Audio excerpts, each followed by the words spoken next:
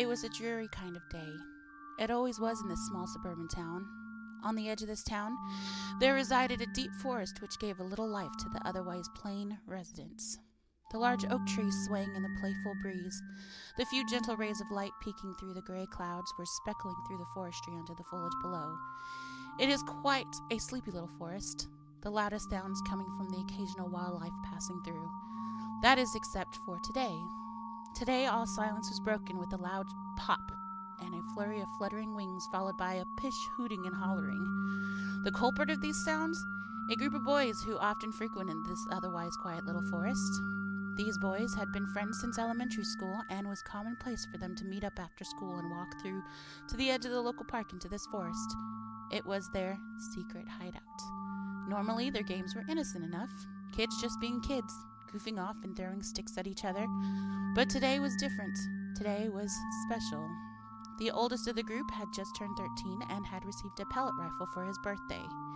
He was told repeatedly that it was not a toy and he could only use it with an adult around. He was even promised by his uncle that they would go out and shoot some targets on Friday after school, but that was several days away, and he was of course eager to show his best friends his newest treasure, and what better place to do it than their secret hiding spot. So here he was, proudly holding his recently fired .22 caliber pellet rifle, smugly grinning at his accomplishment and hitting his first ever target. Before him, just a few feet away, in a mass of twitching black feathers, was a small black bird, its spastic movements slowly ceasing. "I can't fucking believe you hit it, dude," the youngest of the three squeaked, excitedly running over to examine the fallen bird. The oldest snorted. "Of course I hit it. Uncle Joe used to let me shoot his real rifle all the time before this." He got a playful punch on his shoulder from the youngest boy. "Yeah, right. I saw how your hands were shaking. You've never even used a pea shooter before." "Fuck you," the oldest replied with a wry grin.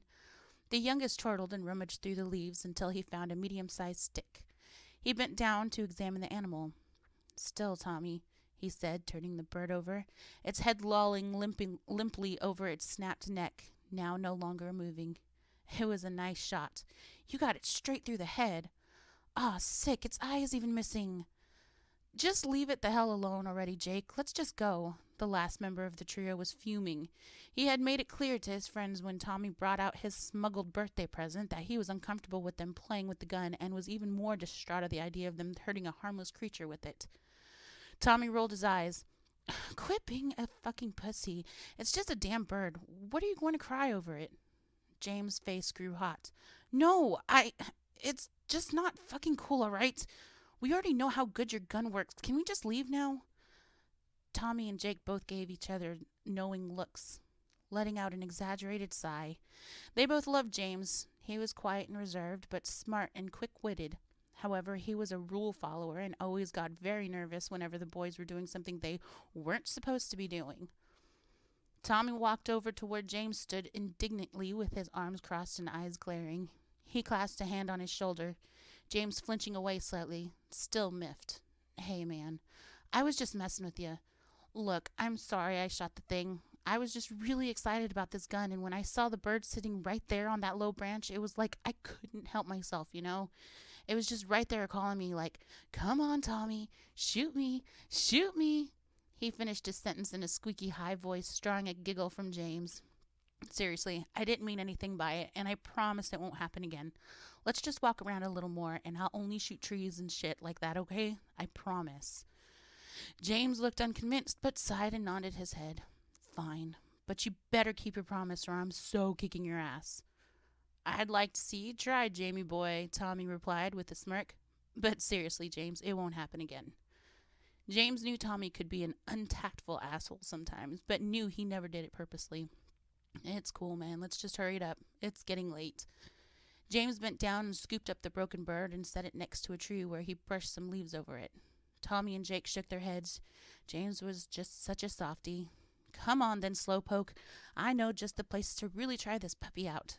Tommy began sprinting deeper into the forest, Jake and James following closely behind. The boys finally reached their destination. It was a wide open area of the forest with trees forming almost a perfect circle around it. There was a variety of stumps and fallen trees of all shapes and sizes. some seeming to come out of the ground like giant reaching arms, perfect for climbing or jumping off of. It was by far the boy's favorite part of the forest. I don't know why I didn't think of this before. This'll make a great shooting range, James. I'll even let you go first this time. Tommy held out the butt of the gun out to the boy, but James just shook his head and shrugged. Nah, that's okay. I think I'll just watch you guys. With that, James plopped himself down into the soft grass and began picking at the weeds that resided there. Tommy shrugged. Suit yourself. Hey, Jake, come here. The youngest stopped kicking toadstools off the tree stumps and ran over to Tommy and James. Tommy slid his backpack off and tossed it over to Jake. Here, get these set up, why don't you? Jake opened the backpack to find various bottles and cans, perfect practice targets for a pellet gun. Fine, I'll set up the first round, but you are setting up the next. Tommy waved a hand nonchalantly in Jake's direction. Yeah, sure. Tommy looked over to where James sat. James seemed to be finding whatever he was picking at in the grass to be very interesting. He sighed and moved closer to the boy. You sure you don't want to try? I know guns aren't your thing and all, but you gotta admit this thing is pretty badass. Uh-huh, came a disinterested reply. You don't believe me, but just watch this. Tommy looked up at a large twig that was hanging loosely from a branch a few feet above him. I bet you $10 I can shoot that twig loose. James rolled his eyes. You don't even have $5. Still, curiosity won him over, and he stood up standing beside Tommy. All right, you win. Impress me. Tommy smugly grinned and took aim at the softly swaying limb, licking his lips and breathing slowly to keep his mark steady. He was about to pull the trigger when a loud squawk startled him. He and James both looked over to a nearby tree to see a group of black birds staring back at them. James chuckled at Tommy, who then received a glare from the older boy. Very funny. James shrugged. Karma's a bitch, dude. Tommy snorted. Karma my ass. They're just a bunch of dumb birds. With that, he lifted his gun again to his desired target. Before he could get a proper lock on it, the branch began to bob up and down slightly. He looked over to find that one of the birds had decided to use the branch as its perch, its beady little eyes staring into the boy's. Tommy smirked. Fine, if you have a death wish, who am I to deny it? He started to aim his gun slightly over to the right, but James had been watching and knew exactly what his friend intended. He stomped over and grasped harshly onto the nozzle, aggressively pushing it away. A soft flutter of wings could be heard as the small bird flew off the branch onto the trees. Tommy was shocked and then angered by his friend's actions. What the hell, man? Do you want to get shot in the face? Let the fuck go. He tried forcefully yanking the gun out of James' grasp, but James had a firm grip and was not giving in. James was seething, gripping the nozzle in a white-knuckle grip.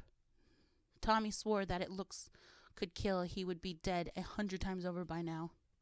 You fucking promised, Tommy. You promised you wouldn't shoot anything else. I'm sick of this bullshit. You weren't even supposed to be out here with this dumb thing. He shook the nozzle in his hand for emphasis. Tell Jake to pack up. We're leaving. Screw you. The stupid thing was asking for it. All day I was trying to be extra nice to you because I know you don't like this shit, but you are being a total stuck-up bitch, and it's killing our mood. Know what? You can pussy out and go home by yourself. Jake and me are actually going to have some fun. Now let the fuck go. With that, Tommy jerked the gun sharply upward.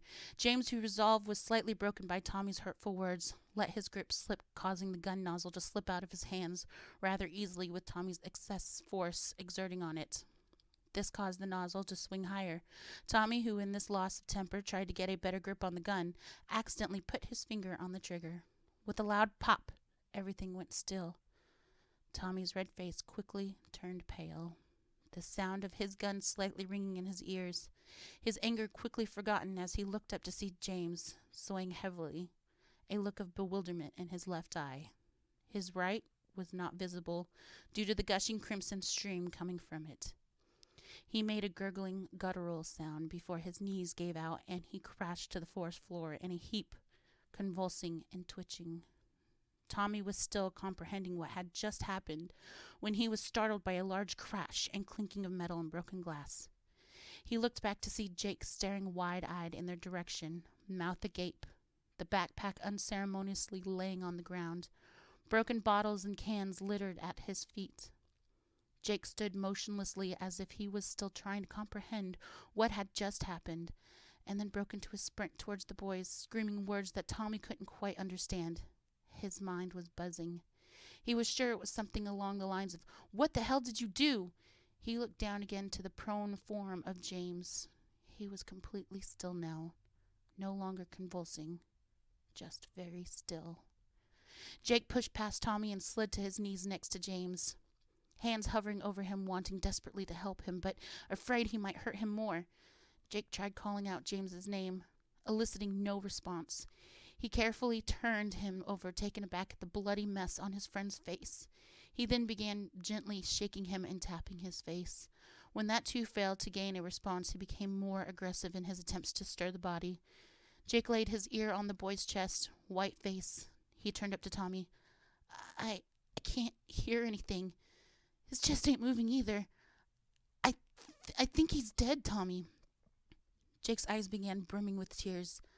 That snapped Tommy out of his stupor he was currently in. He dropped to his knees next to James, practically pushing Jake out of the way. He roughly grabbed the boy's wrist, pleading to any god that would listen that he would find a pulse. There was nothing. He grabbed his shoulders roughly, shaking the boy. "Come on, Jamie, wake up. I'm sorry. God, I'm so sorry. Just please wake the fuck up."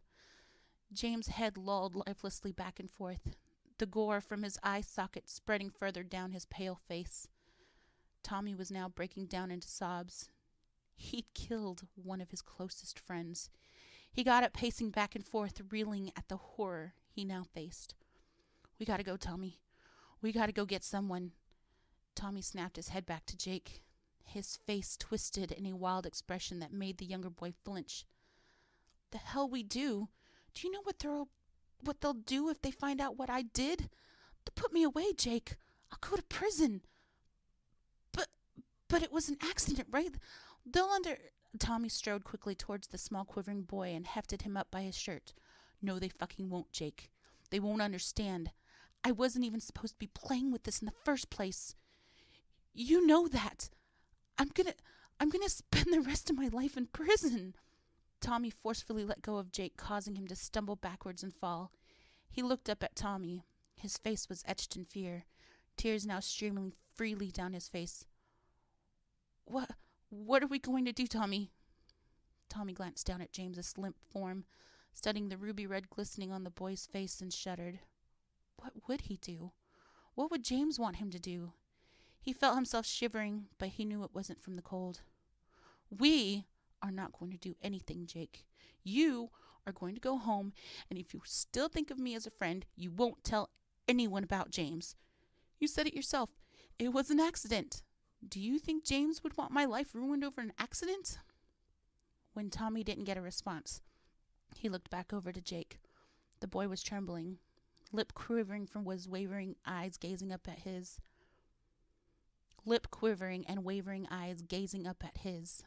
There was true innocent terror in those eyes.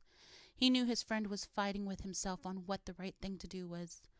Tommy held his gaze, his glassy eyes wordlessly offering an apology for what he put his friend through, what he was about to burden his friend with.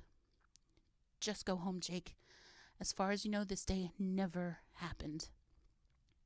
With that, Jake carelessly scrambled up with his position in the leaves, not caring if he got a few scratches by doing so, and took off quickly. After a few minutes, when Tommy could no longer hear his friend's hurried footfalls, he let out a heavy sigh and bent down to his burden at hand. He circled around to where James had lay and hooked his hand underneath his armpit and began dragging the body deeper into the woods.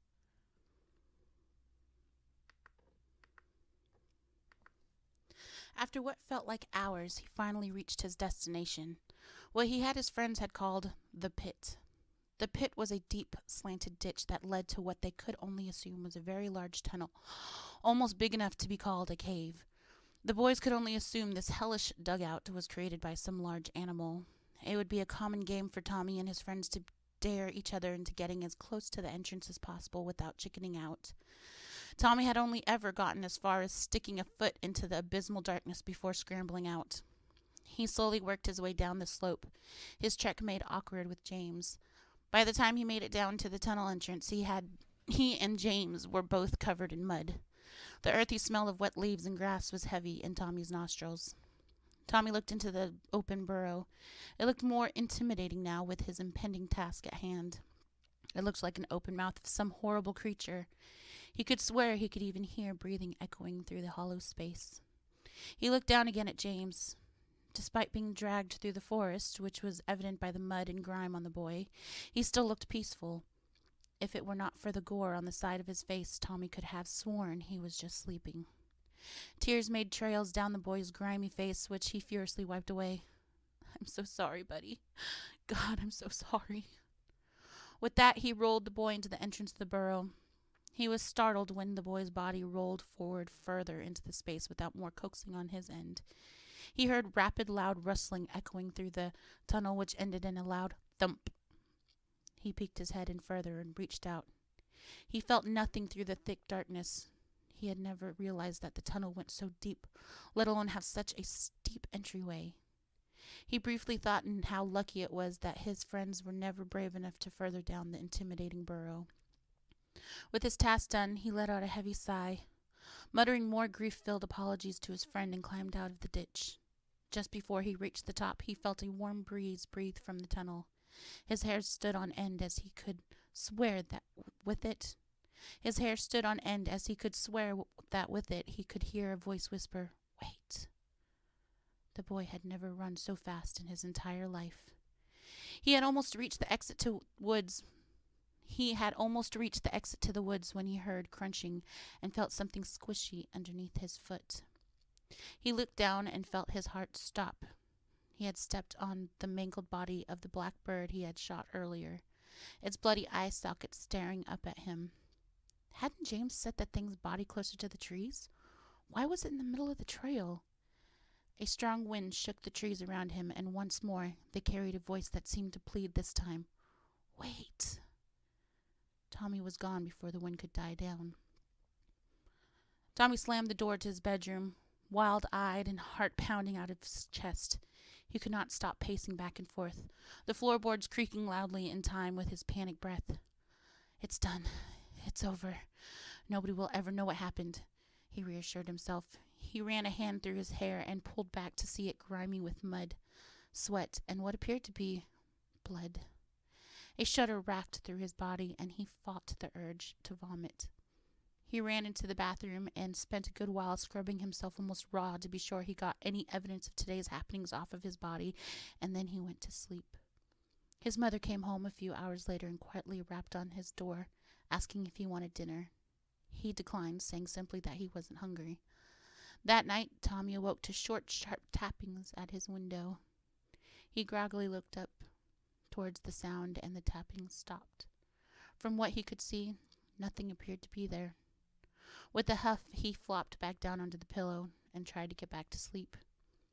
He was just about to drift off when he heard it again. Only it was louder this time, and more aggressive. He warily turned over again to see what it was. This time, his eyes shot wide open. It was faint, and the boy only caught it due to some passing headlights, but just for a second he saw what appeared to be light reflected off of two small beady orbs looking at him through the window. Tap, tap, tap. He jolted again at the sound. He slammed down on the bed, whipping the covers over his head. He felt like he was suffocating with each shuddering breath under the heat of his comforter, but he did not dare pull the blanket off. The tapping was persistent and always in the same pattern. Sometimes the sounds were quiet, but sometimes it sounded loud, that whatever was doing it would break through the glass. Mercifully, the tapping stopped, and the boy was once again able to fall asleep. Tommy again was jolted awake by banging, only this time it came from his door. "Tommy, you better get up or you're going to miss the bus," he heard his mother call through the door. He flew back the covers. The sun was shining warmly through the windows, lighting his room up in a soft yellow. Was I dreaming? Tommy thought to himself. He looked towards the window and froze. There was a small black bird sitting outside on his window, still just staring at him. It seemed eerily still, not once turning its head in any other direction.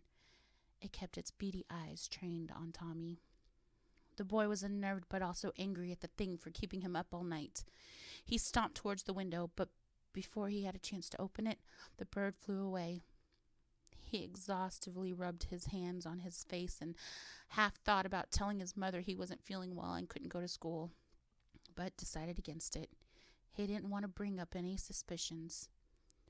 He begrudgingly got dressed and headed out to the bus. As he was about to walk out the door, his mother called out, "Tommy, have you seen James? His mother called this morning and said he never came home last night. She sounded pretty worried. You guys were hanging out last night, right?" Tommy felt a lump forming in his throat, his hands slightly shaking. He swallowed thickly and answered in as a controlled voice as he could muster. "No, Mom, it was just me and Jake last night. He said he didn't want to come with us after school because he wasn't feeling well." His mother's eyebrows furrowed in concern for her boy. He seemed so upset, but she didn't question him, figuring he must be worried for his friend. "Okay, sweetheart. Well, try to have a good day at school today, okay? I'm sure your friend will turn up." Tommy gave a curt nod, walking quickly outside, fighting the sob welling in his chest. School was absolute hell for Tommy.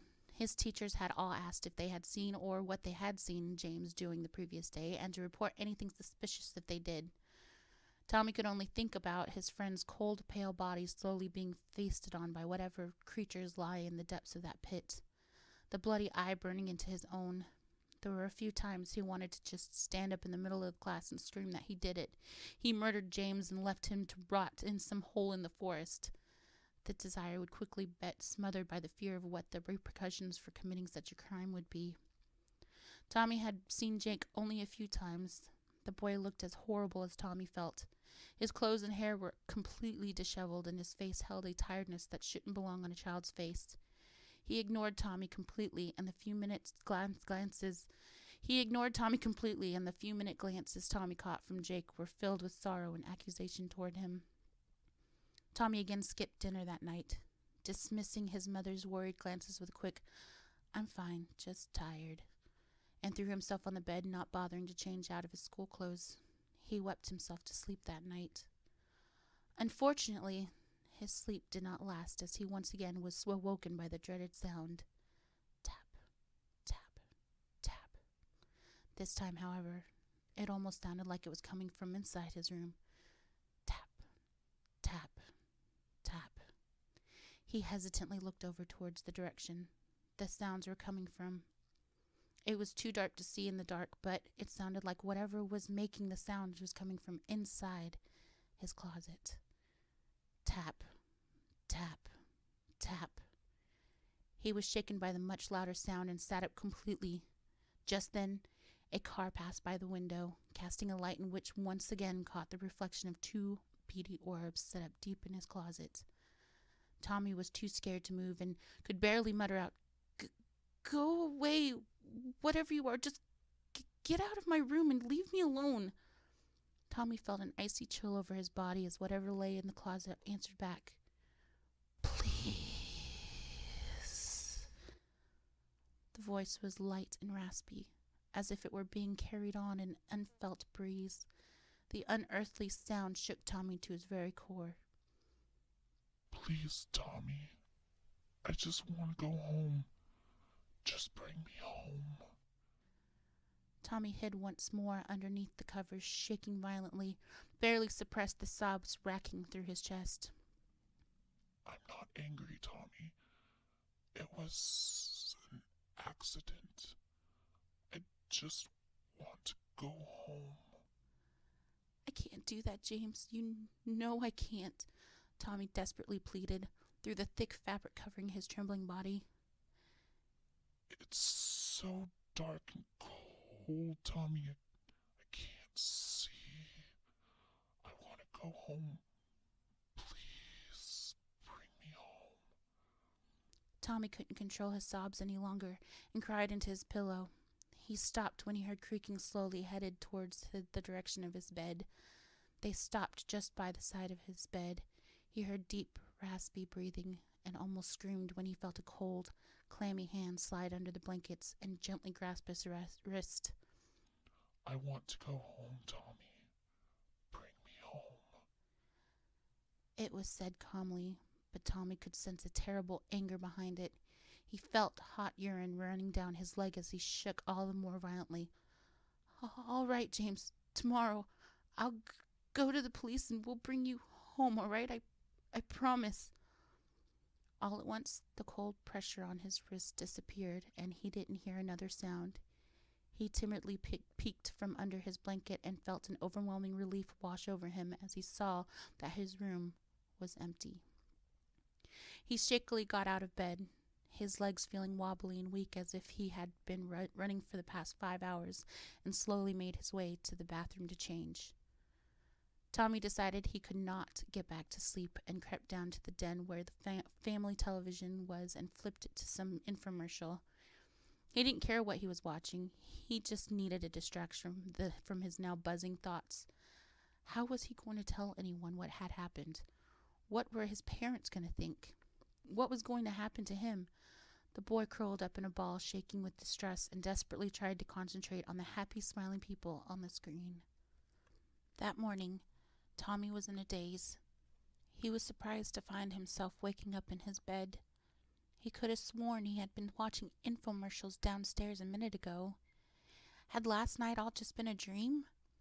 He heard his mother's familiar rapping on the door and reminder that the bus would be here, and slowly got out of bed. He warily walked over to his closet and froze. A chill swept over him as a familiar reflection of light caught his eye.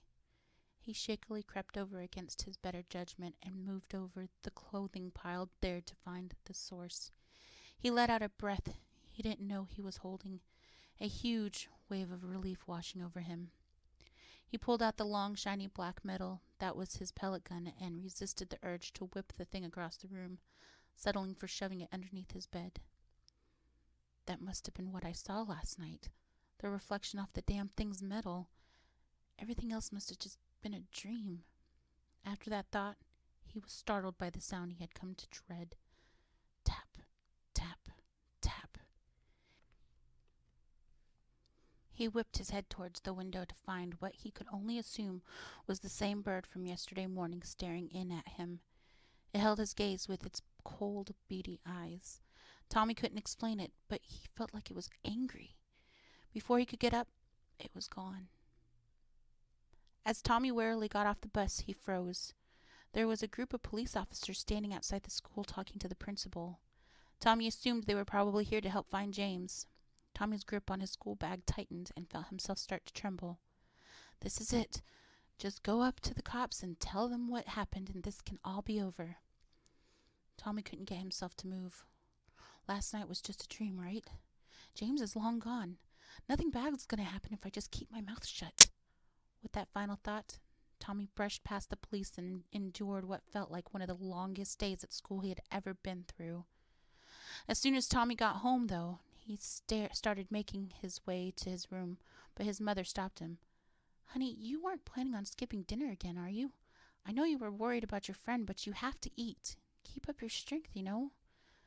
Tommy said nothing, just kept his head down and tried desperately to keep his composure. His mother wrapped her arms around him and hugged him tightly. It's okay, honey. Everything is going to be all right. How about we order pizza tonight? Tommy just slowly nodded his head. And remember, tomorrow after school, your Uncle Joe is coming down from up north to pick you up and go try out your new birthday present. I know how excited you've been for that. You guys should have a fun weekend, huh? Tommy felt his stomach drop. The absolute last thing Tommy wanted to do was touch that thing again. Yeah, sure it'll be, Mom. His mother smiled. She gave his shoulder a comforting squeeze before fetching the phone to order the pizza. After dinner, Tommy thanked his mom and then headed straight to bed. However, not surprisingly, he couldn't sleep. He was dreading what kind of horrible dream would haunt him tonight. He waited and waited until he heard his mom shut her bedroom door. She too going to bed, but there was nothing. No horror tapping, and no malicious eyes glaring at him in the dark. With an exhausted sigh, he closed his eyes and drifted to sleep. Tap, tap. Tommy's eyes shot open, and his whole body immediately began to tremble, a whimper escaping his throat. You said you'd bring me home, Tommy. You promised. You promised. Tommy screwed his eyes shut. You're not real. You're not real. You're not real. You're not real. He continued his mantra as he heard horrible scratching sounds make their way towards his bed. I want to go home. I want to go home. I want to go home. The voice vibrated loudly throughout the room. With the last rasping word, there came a freezing chill that swept over Tommy. The boy couldn't even find the strength to pull the covers over his head. He lay there trembling and sobbing. It was then he heard the sound of fluttering wings and gasped when he felt something plop onto his leg. He could feel sharp needles poking into the thick fabric of that blanked into his leg, almost hard enough to draw blood. He could hear slow, steady breathing, each breath beginning and ending in that horrible, rasping sound. Tommy himself was breathing so fast that he was sure he was going to hyperventilate. He slowly turned his head to see what hellish being sat on his legs. He felt his mouth open to scream, but found that he couldn't, not with those glowing red orbs burning into his own. Bring me home. Tommy did scream then. Tommy's mother stood in the hallway outside room 324 of the psychiatric ward in their town's local pediatrics hospital. Her eyes were puffy and red from crying. A well-used tissue crumpled in her hand. Her brother had a solemn and tired look on his face as he tried to console his distraught sister. I just don't understand it, doctor. How could he... She paused, stifling a sob. How could he do that to himself? Joe glanced in through the small window of the ward that now held his nephew. Tommy was strapped down to a gurney, although he was not struggling. In fact, he didn't move at all. Just a few minute twitches, his lips muttering wordlessly. A thick band of gauze was secured across the boy's eyes. The doctor held the mother's eyes with an almost apologetic glance. It is really difficult to say. Violent psychotic breaks of this caliber usually come from severe mental illness or are a result of extreme trauma. Since there is no sign of mental illness in the family, I have to ask again. Are you absolutely sure nothing traumatic has happened to Tommy recently? I know you said he had been upset over his friend's disappearance, but has he been under any other stress? Tommy's mother just shook her head, stifling another sob. The doctor nodded grimly. All right, well, I'll go over his physical condition now. Aside from the self-inflicting damage to his eyes, the rest of him seems to free of any signs of self-harm. We also ran a drug screen to see if any hallucinogens may have had a part in the behavior, but his blood work came up clean. As for his eyes, the doctor paused to take in the state of the mother before continuing. Unfortunately, as you know, he completely ripped out the optic nerve along with the entire eye in both sockets. There is unfortunately nothing we can do to repair his eyesight. Tears welled in her eyes, and she gripped onto her brother's arm for support as the doctor continued. As for his mental state, well, the doctor sighed heavily. Your son is completely catatonic. He hasn't moved or said anything since he came in this morning in the ambulance. He won't even react to pain or any other stimuli. We think it may just be shock, but it's hard to tell with a psychotic break like this. I'm going to be honest with you, ma'am. I have never seen an episode like this in a child so young with seemingly no trigger. The poor woman squeezed her brother's hand and looked up glassy-eyed at the doctor. What are our options for treatment? Come, let's go into my office to discuss those details. We can visit Tommy again in a bit. The doctor gently ushered the distraught pair down the hall. Meanwhile, in room 324, Tommy was lying still, his unseeing eyes staring up the dim, buzzing fluorescent lights flickering above his head. A bloody tear leaked down the boy's face through the gauze. He opened up his dry, cracked lips. His throat was raw from the screams that ripped through him that night before. However, he was still able to mutter in a raspy voice, I want to go home.